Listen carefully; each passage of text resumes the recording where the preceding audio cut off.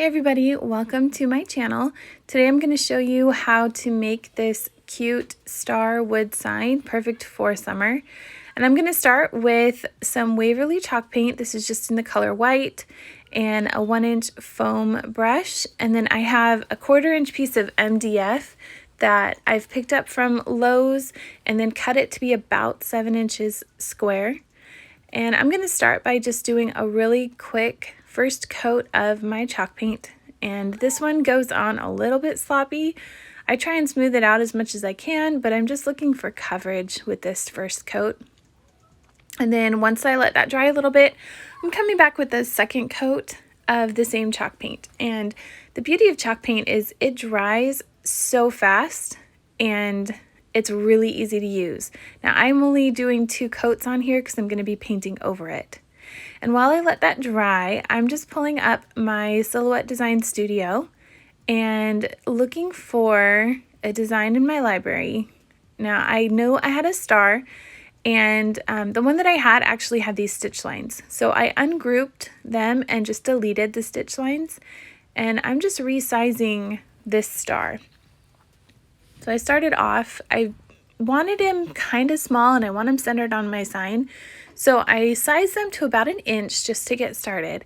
And then I created a frame so I knew what the size of my finished sign was going to be.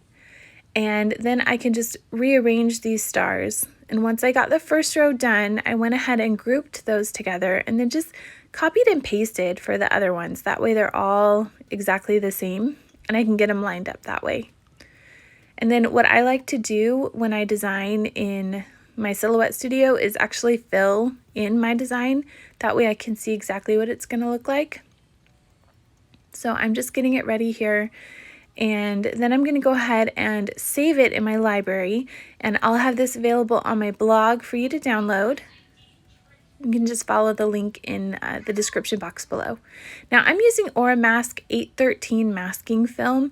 It's my go-to vinyl for stenciling on my wood signs. I love it because it's easy to cut with my Silhouette, but it's also super easy to use. It sticks on, but it's not so sticky that you run the risk of it peeling paint off. So I just loaded that into my Silhouette, and I have the Silhouette Cameo. I love it, and one of the best things about the Silhouette is you don't have to use a cutting mat when you cut vinyl. And to me, that was a huge selling point. So I've got my machine cutting here, and I'm just using the automatic blade. So on my design studios, when I went to send it to my Silhouette, I just chose a matte vinyl, and the settings work just fine on my machine. So if you're using it on your machine, I suggest you do a test run and just make sure that you can find the best settings for your machine.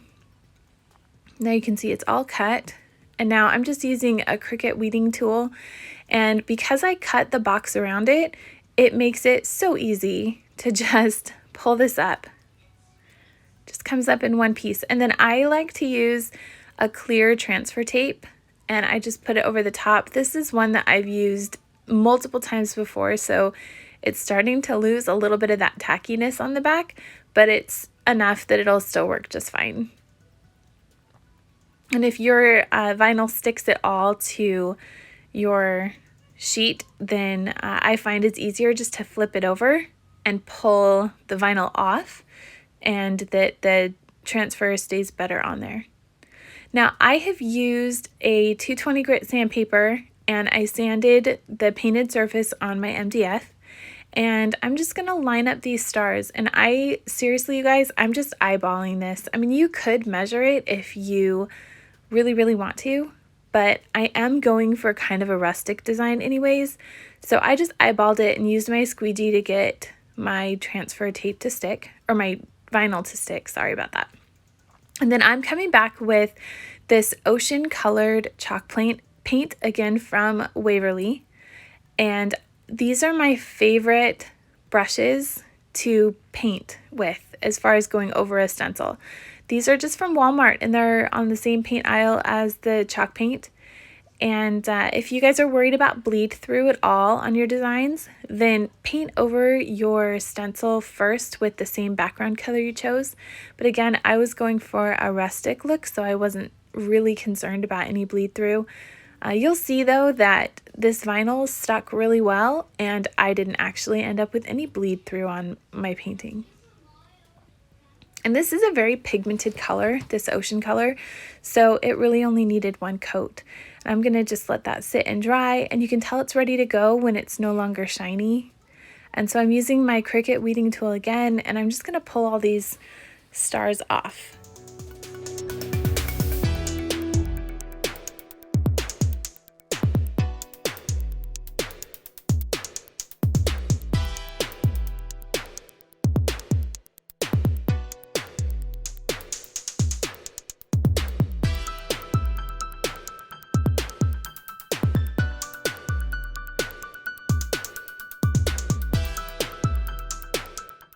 Now that all my stars have been weeded out, I'm just checking to see how my frame's gonna look on there, and you could totally just leave it as is and attach your frame. These are 3/4 inch square dowels that I picked up at Lowe's, and I cut them to size and stained them with Briarsmoke stain. But what I'm gonna do is use this Annie Sloan white wax and kind of create this chalkboard finish. Now you see I put some of that wax on the side there because I'm using a rag to apply it, and I didn't want to be dipping the rag back into my canister just in case any of that blue chalk paint decided to come off as I was rubbing it on. So I'm just dipping it into the wax a little bit and making sure that when I rub it on, I'm doing it in one direction, and that kind of gives you the effect of a chalkboard. You can kind of see it there a little bit. Now I didn't cover the whole thing with white wax, just a little bit of it to give it that texture. So now I've taken this outside to my garage, and I'm going to attach my frame on here. So I like to start with one of the longer sides, and I line that up, and then I'm using my RYobi stapler. I love the RYobi tools, you guys. They are so awesome. If you don't have any, you need to get some. So I start with the long side, and then I'm gonna add these shorter sides on next. That way I can get everything perfectly lined up just the way I want it to be.